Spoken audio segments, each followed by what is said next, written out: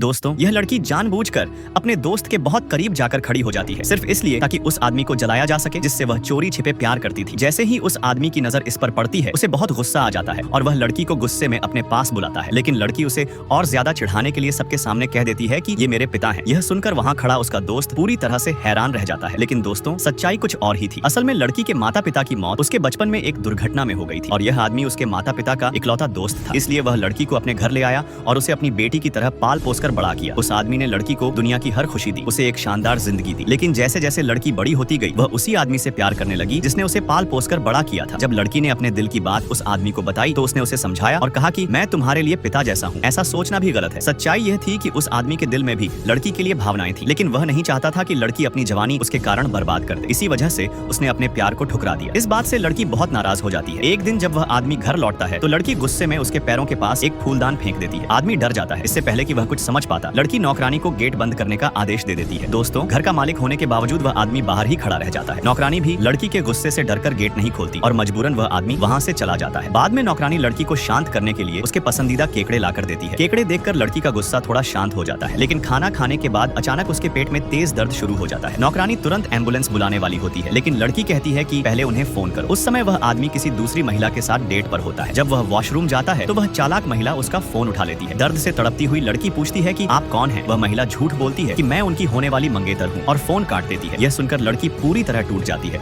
और थोड़ी देर बाद बेहोश हो जाती है। जब लड़की को होश आता है तो वह खुद को अस्पताल के बिस्तर पर पाती है। वह नौकरानी से पूछती है कि क्या वह आदमी उससे मिलने आया था। नौकरानी जबरन मुस्कुराते हुए कहती है कि वह अभी तक नहीं आया। निराश होकर लड़की कहती है कि वह जरूर उस चालाक औरत के साथ होटल चला गया होगा। तभी डॉक्टर कमरे में आता है और बताता है कि लड़की के निजी अंग में गंभीर चोट है। ये बात बाहर खड़े उस आदमी के कानों में पड़ जाती है। उसे याद आता है कि लड़की उस लड़के के कितने करीब थी। गुस्से में वह उससे पूछता है कि क्या वह लड़का सच में तुम्हारा बॉयफ्रेंड था। लड़की कोई जवाब नहीं देती और बिना कुछ कहे वह आदमी लड़की को उठाकर वापस घर ले जाता है। Subscribe for next part.